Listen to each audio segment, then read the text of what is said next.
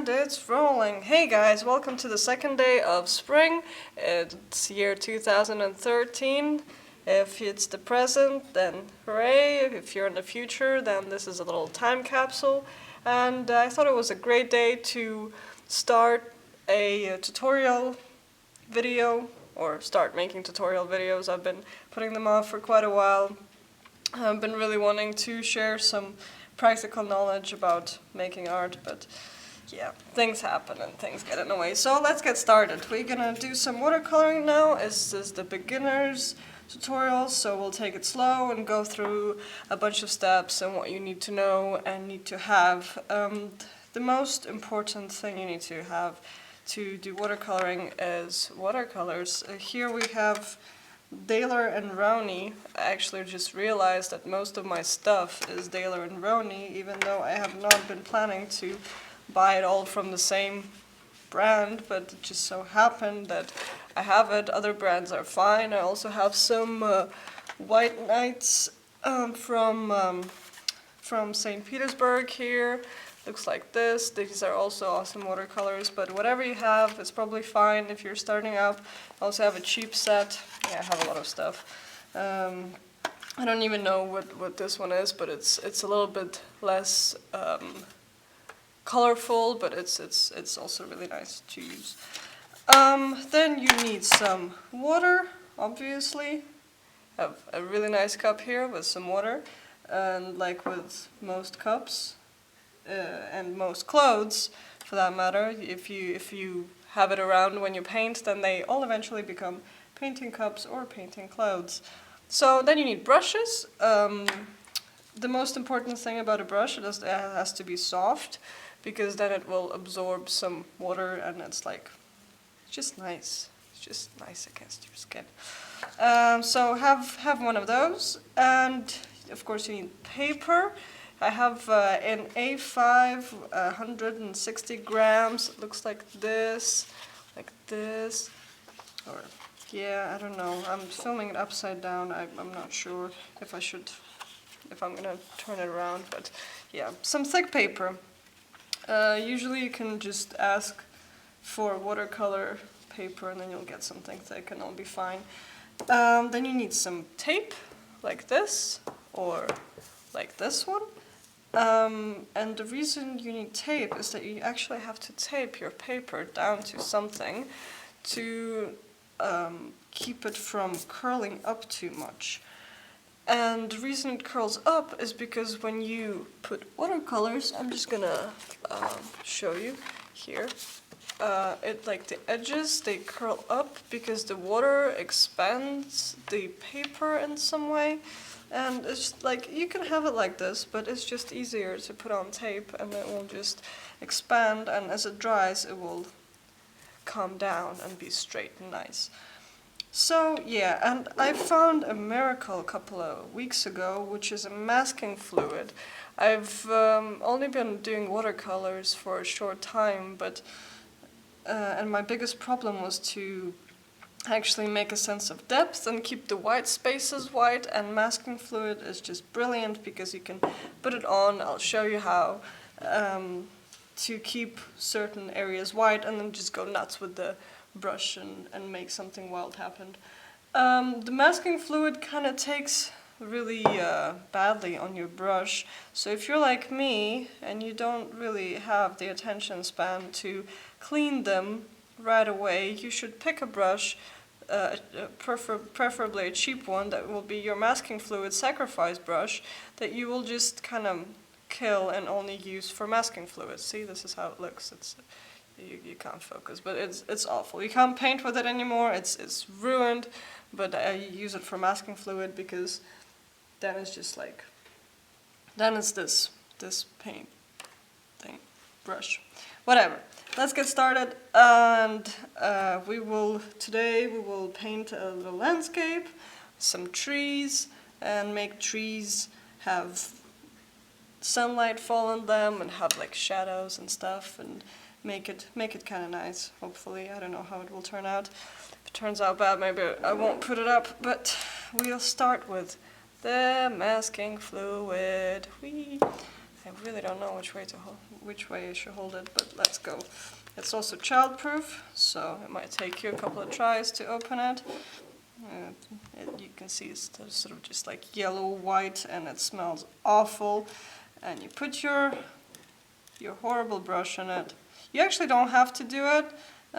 You can just go ahead and start painting, but I like making some spaces white, or leaving them white, and then sort of, it's like painting from a wrong end. You know, you start out with the darker parts, and then yeah, I'm just rambling, I don't know. Make some trees, some nice trees, just lines. I don't know if you can see it. It's just putting this fluid thickly, so we can take it off later and add some color there. So I'm saying you don't have to do this. This is just an optional thing, but I like to. And I'm just going to show you how. And you will need to leave this to dry for a little while, because it needs to solidify and become like this plastic silicone consistency thing. So yeah. Actually the most important thing to remember with watercolors, funny enough, is that you have to use a lot of water. And it's been really difficult for me to learn because I've been painting with acrylics for a while, and you don't have to use a lot of water when you paint with acrylics. And you make some trees in the background. They start a bit higher up. Maybe they don't. You don't see all of it. And a little tree here. A little tree over there. Is that enough trees? Do we have enough trees? One more tree here. Okay, now this has to dry. And this will happen a lot. I'll do something and I'll be like, well, this has to dry for about 10-20 minutes, and then I'll turn off the camera and come back to you and be like, oh, look, 1 second passed, it's dry. But in reality, it's just a long time, and patience is very important to have when you're dealing with watercolor. It looks like this right now. And let's leave it to dry. Come back a little later. And we are back. The masking fluid is dry now. You can see it changed color. It went from being white to kind of this yellowish. And yeah, that's how you know when it's dry. Also that it feels dry. We can finally start applying some actual watercolors to this. And but before, we need to make a couple of decisions, because with watercolors you can't really do something and be like, oh no, I didn't mean it, I'll take it back, because you don't have any white. You can't put any white colors over the dark areas. So you usually start with the lightest bits and you kind of cover everything or parts of it, and then you just get darker and more intense as you progress through your drawing or painting, whatever. You have to decide on your source of light, because that will dictate which parts of different objects will be lighter and darker, the shadows, the contrast.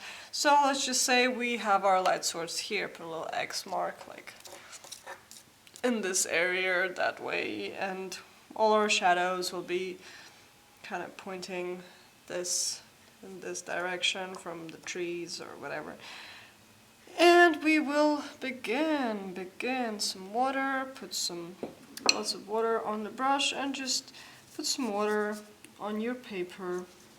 Actually, sometimes, or most of the times, you tape your paper to a piece of like a wooden pallet instead of the table.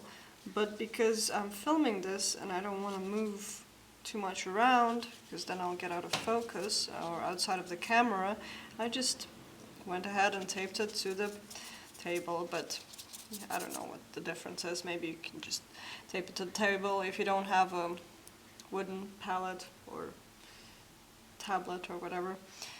And then we have some yellow. It's actually quite yellow. And we'll put some yellow. Maybe this will be a hill. I don't know yet. I haven't decided that, which is maybe not very good, because have to make some sort of landscape in my head, but we'll just go with it and see how it works out. Sometimes people draw their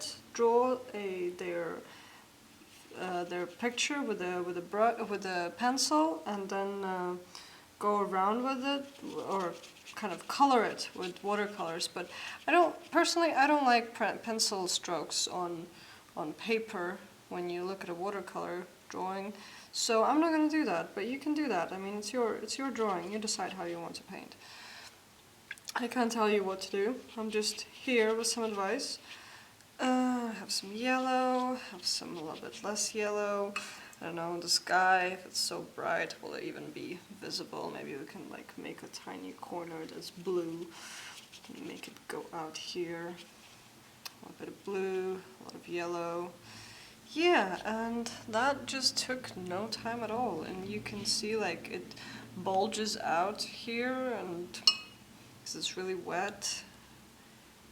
But yeah, that's what happens.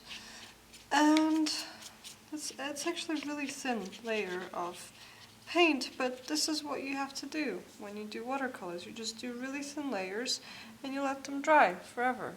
And let's let this dry for a little bit. And we're back. You can see the color or the light has changed because this has been drying for a while and I've been doing something else. I've been drawing. Usually I do watercolors while in between doing other stuff because it takes hours and hours to dry, and I don't even remember what I was drawing here. This is why it's good to make sketches.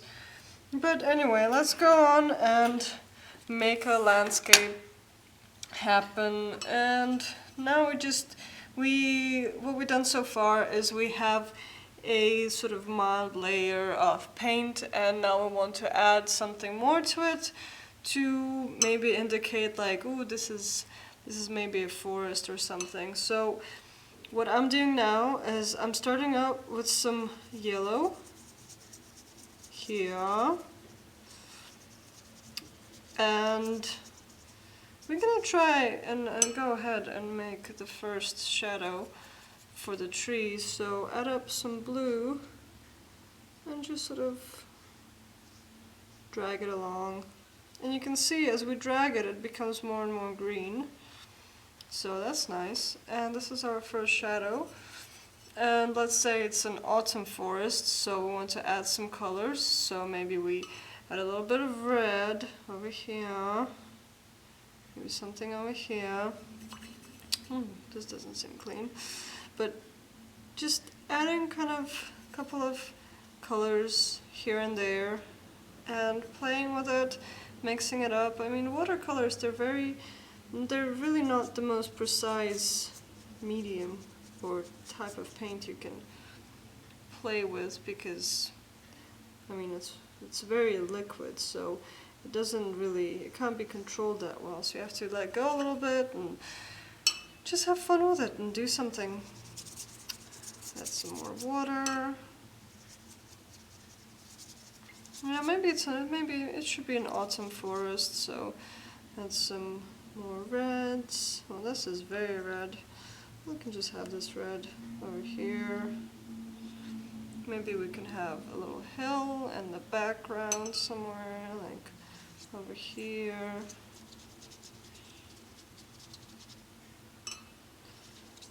And just, I mean, you can pick whatever colors you want. You can pick green.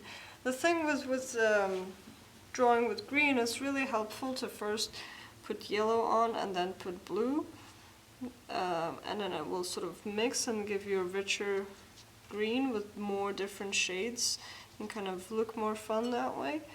But you don't have to do that. I mean, you can do whatever you want. So some more yellow, make it really nice and shiny or bright. A little bit, that's a bit too much. See, when you put a little bit of paint, you just put a bit more water to dilute it. And get some interesting shading going on here between the yellow. It really takes very little time to mix the colors, and it takes a couple of hours to dry. So yeah, I don't know if I want to add anything more to this layer. No, I think this should dry. Should dry maybe a bit more red here, a different kind of red, like a colder color. Maybe it's some sort of bushes or something. It's really helpful to have a photograph or sit outside and draw after something so you can see exactly how the shadows are. I'm not going to do it now because usually what I end up doing is doing a quick sketch of it and taking a couple of pictures and recreating it in the studio. I'm just drawing this out of my head to show you the basic layering technique that I use, and so you can see how to make these really wildly colorful things happen. And you can see like here it's much more intense than in this area, and that's because this is closer to us as a viewer. So this gets less contrast, and this has more contrast and colors. So it makes an illusion of it seeming closer than that area, for example. Also more detail with maybe some more red dots. I don't know why I'm putting so much red in it. It's a nice color. It's a sunny day. Put some red. Okay, now we let this dry. So now this layer dried, and we are... Where did I put my water? Oh dear. Oh dear. Take some new water. This is pink, you can see it. And now this layer dried, and we can add some more things. And I moved all of my things as well. Yeah. Maybe make some trees. You can clearly see the difference between the upper layer that only had, well, you almost can't see any colors on it at all. You can see that it only had one layer of paint, and then this layer had two, and the second layer was much more full of color than the first layer. So let's just go ahead and draw some more things. Well, this is the main point, is just making things in more layers and seeing that, whoa, it actually makes a difference in how many layers you make, and makes it look pretty. Again, you can use a pencil to outline the things that you want to draw. I just don't like how it looks, but you can do it. I mean, it's just a question of taste and preference. These are some evergreens.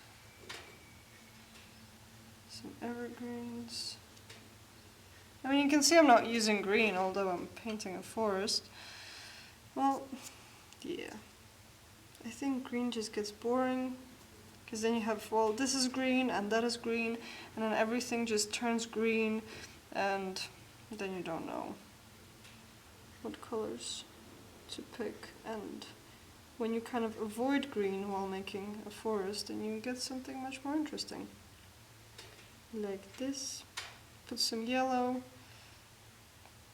on the top.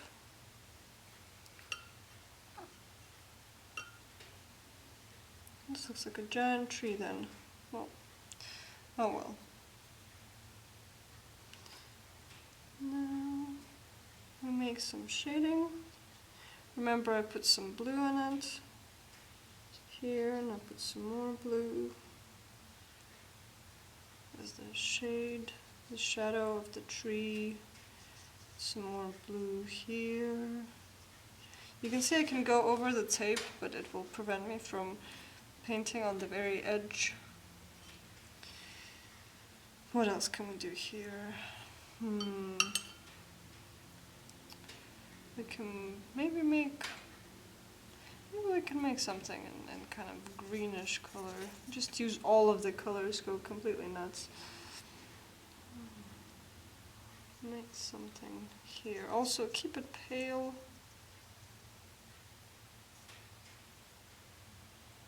When it's far away, and you can use a little bit more color when you get closer. This wasn't very well planned. Then you have a tree out of nowhere. Maybe a tree over here as well. It needs a shadow as well. Gets darker by the edge or by the bottom.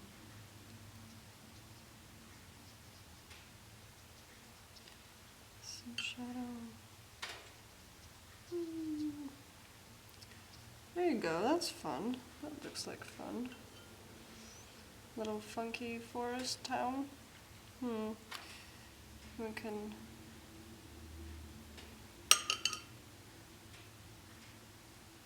make a tree over here.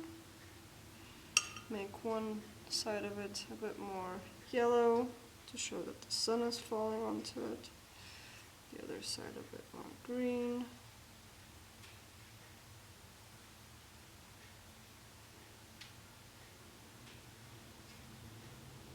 You see, when I go over the area that's been covered with the masking fluid, it just sort of it doesn't get to the paper.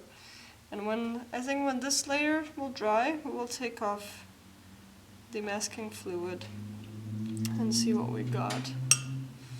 Here we can put some more red colors, make it really bright.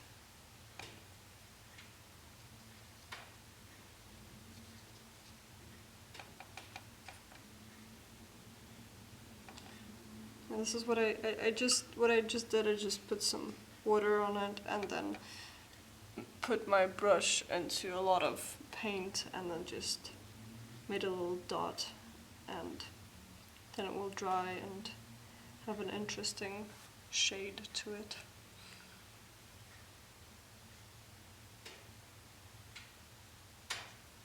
So yeah, and then it's starting to look like something. I think these trees, they need some sort of shadow as well, but because they're far away, they can't be as distinct as this shadow. So I'll just try and maybe make it a little bit blue, like this.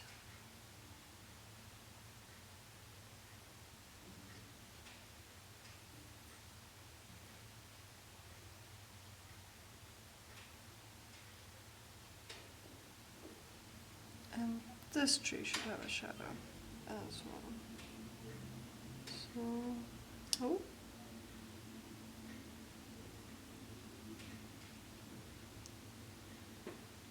Like so. And can maybe have something on the horizon here.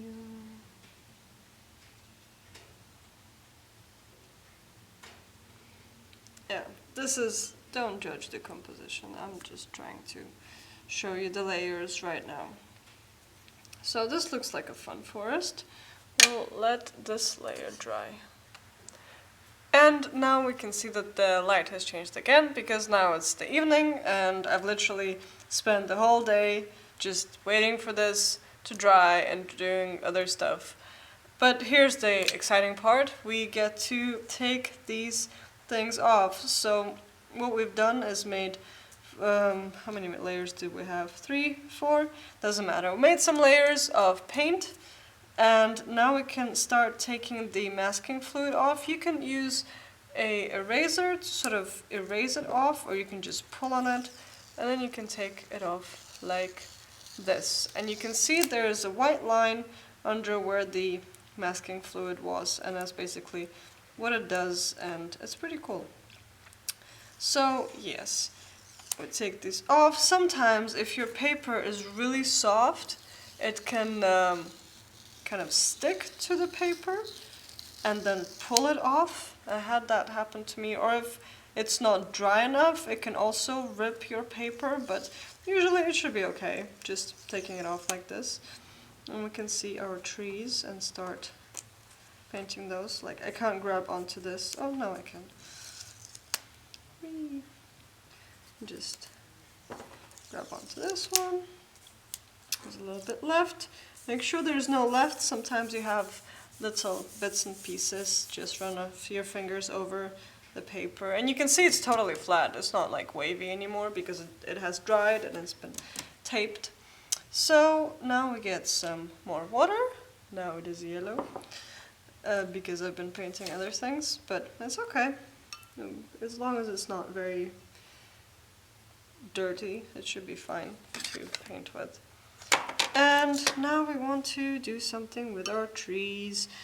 And we again start with the lightest color. It will be like light green. Let's start with the first one. Have this be painted here. I mean, you can again pick any color you want. Yeah, yellow is really good when you want to highlight where the sunlight hits the tree, because yellow is actually the color that's closest to white in the color spectrum if you want to go from something dark to something light. Just use yellow for sunshine. And what color should the tree be? Probably be a little bit brown. No, maybe I should let this dry as well. I don't know. See how it goes. I like to add a little bit of blue into the shading, just to give it a bit more contrast in the regions where it should be shadow. You see, I'm using really thick layer or really thick paint right now. I'm not putting too much water in it, and that's because it's so close, supposed to be so close to us, this tree, that it should be very, very colorful. And then we use blue, a little bit more blue. There we go. I don't know, maybe this won't look good, but we'll see.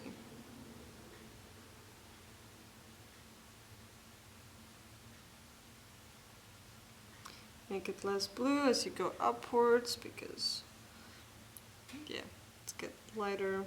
Maybe make a branch.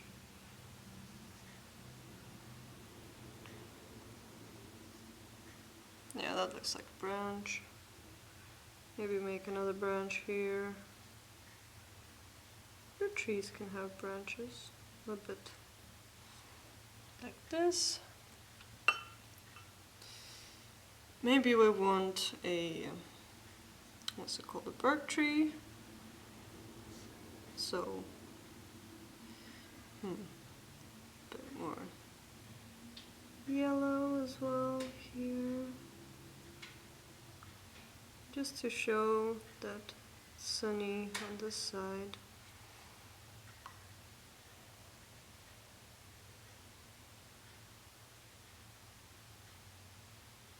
I don't think this tree will be as tall, otherwise the proportions are kind of weird. You can see that it gets less and less colorful as we get further away from the foreground and closer to the background.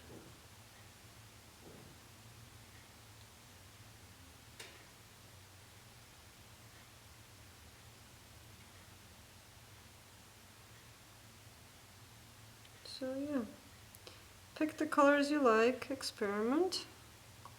Remember to do it in layers.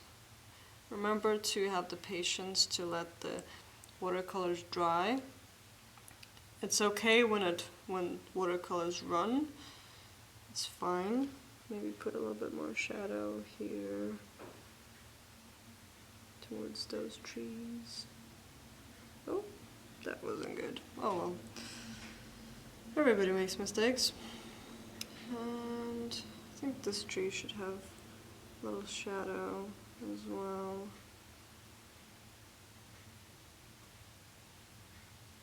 There you go. Maybe those trees should have some shadows too.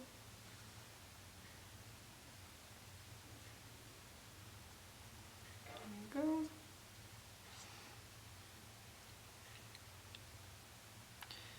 take a color for this tree. Maybe we'll just make it green. Should we make it green? Maybe we can make it brown. Or maybe make him orange. I don't know. Let's try and do something exciting with a tree.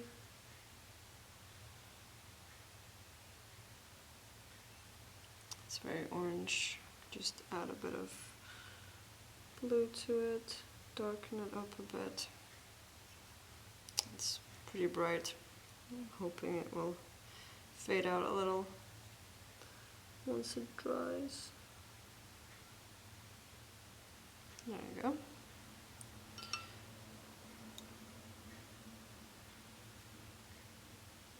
Oh. Yeah, it's pretty difficult to control the water sometimes. This happens. Just a matter of practicing and getting the right amounts of water to paint ratio. It's pretty difficult, but you'll get a hang of it. I'll get a hang of it.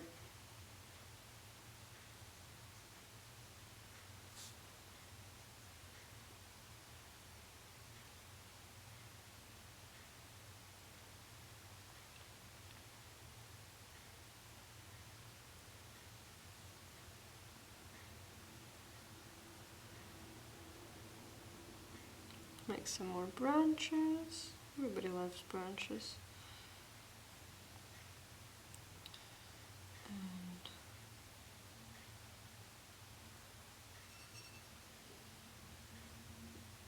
use a more dull color for a tree over here. Make some branches for this tree. Not really pretty, but you know. It's fine. Not every tree has to be a masterpiece. Oh, that's interesting. You might want to use a smaller brush. Yeah, there you go. Learn from my mistakes.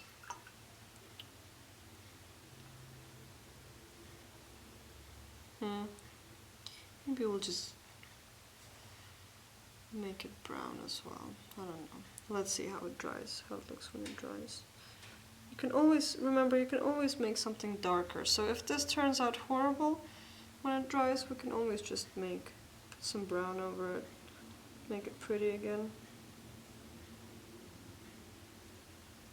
Important thing is to just, if you have an idea or if you have something you want to try out, just try it and see how it looks. And if it doesn't work, well, it doesn't work.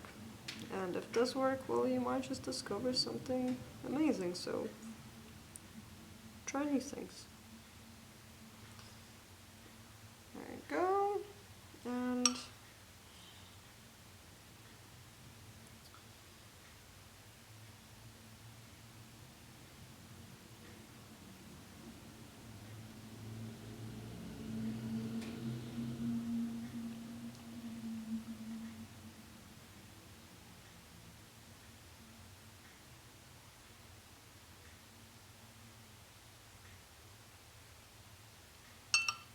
so yeah, now we have this and we are going to let it dry again. So now it dried, and if we want, we can just add some leaves, pick a color again, put some more red in it, some dots. You can also just like wave your brush at it and it will sprinkle around, but since it's a small drawing, we'll just sort of lightly pet it.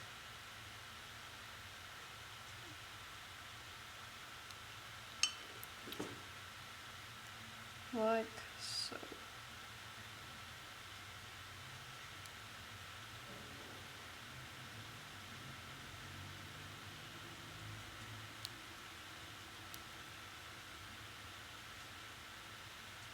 doesn't have to be perfect.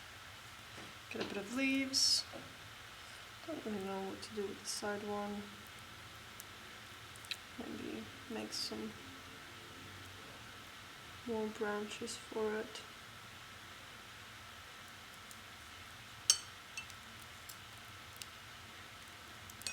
Take another brush.